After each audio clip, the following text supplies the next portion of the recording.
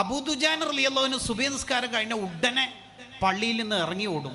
നബി സല്ലല്ലാഹു അലൈഹി വസല്ലം തങ്ങൾ ഒരു ദിവസം ചോദിച്ചു, എന്താ അബൂദുജാൻ, അള്ളാഹുവിനോടൊന്നും ഒന്നും ചോദിക്കാനില്ലേ? അതിന് അബൂദുജാൻ റളിയല്ലാഹു അൻഹു പറഞ്ഞത്, എൻ്റെ വീട്ടിൻ്റെ അയൽവാസിയായ ആൾ, അയാളുടെ ഈന്തപ്പന മരം എൻ്റെ വീട്ടിലെ മതിലിനോട് ചേർന്നിട്ട് കുറച്ച് ചെരിഞ്ഞ് കിടക്കുക, കാറ്റടിക്കുമ്പോൾ അതിൽ നിന്ന് ഈത്തപ്പഴക്ക് വീഴും, പട്ടിണി കിടന്നിട്ട് ഉറങ്ങി എൻ്റെ മക്കൾ അത് എടുത്ത് തിന്നാലോ എന്ന് പേടിച്ചിട്ടാണ് എന്ന് മഹാൻ പറയുന്നുണ്ട്. ആ ജാഗ്രത നോക്കുമ്പോൾ ഇമാം ഗസാലി റളിയല്ലാഹു അൻഹുവിൻ്റെ ഉസ്താദ് ഹറമൈനി ഇമാമ.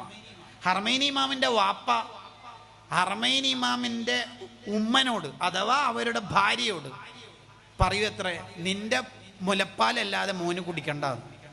ആ കാലത്ത് ഈ മുല കൊടുക്കാനൊക്കെ സ്ത്രീകൾ അങ്ങിങ്ങായി വരാറുണ്ട്. അവരൊന്നും പാൽ കൊടുക്കാൻ പാടില്ല.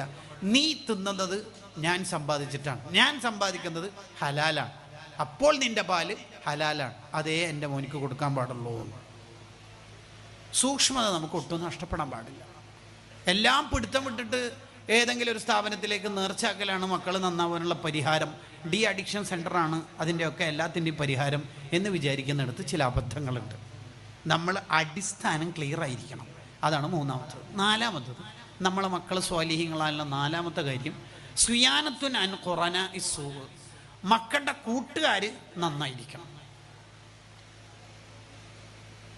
കൂട്ടുകാർ നല്ല അല്ല, അനിൽ മർഇ ലാ തസ്അൽ ഫസൽ അൻ ഖരീനിഹി, ഒരാൾ നല്ല ആളാണോ മോശ ആളാണോ എന്ന് പ്രത്യേകിച്ച് നീ അവരുടെ പ്രൊഫൈൽ ഇൻസ്റ്റയിലോ വാട്സപ്പിലോ ഫേസ്ബുക്കിലോ സെർച്ച് ചെയ്തിട്ട് നിങ്ങൾക്ക് പുതിയ ഫ്ലൈറ്റ് എടുക്കേണ്ട ആവശ്യമൊന്നുമില്ല. ഫസൽ അൻ ഖരീനിഹി, ഓൻ്റെ കൂട്ടുകാരൊക്കെ എന്ന് നോക്കിയാൽ മതി, ബാക്കി ബോധ്യമായിക്കോളൂ.